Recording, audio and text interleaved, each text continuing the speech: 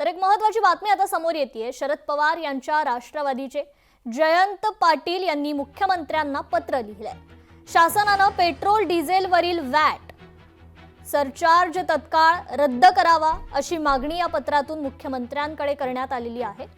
तर नागरिकांना तातडीने दिलासा देण्याची गरज असल्याचंही जयंत पाटील म्हणाले।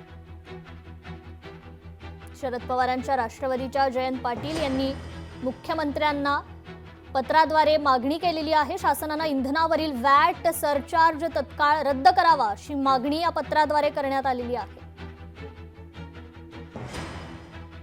तर नागरिकांना तातडीने दिलासा देण्याची गरज असल्याचंही जयंत पाटील म्हणाले। सलग दरवाढीमुळे सर्वसामान्यांचं कंबरड मोडलं असून नागरिकांना दिलासा देण्याची गरज असल्याच्या भावना या पत्रात त्यांनी व्यक्त केल्या। म्हणून मी महाराष्ट्र सरकारला विनंती केलेली आहे की ही अभूतपूर्व परिस्थिती आहे, अशी पूर्वी कधी परिस्थिती नव्हती की ज्यामुळे राज्य सरकारने देखील आपण आपल्या महाराष्ट्रातला डिझेलवरचा पेट्रोलवरचा कर जर कमी केला तर हे पेट्रोल डिझेल स्वस्त होईल आणि त्याचा परिणाम त्याचा लाभ सामान्य नागरिकांना महाराष्ट्रात होईल।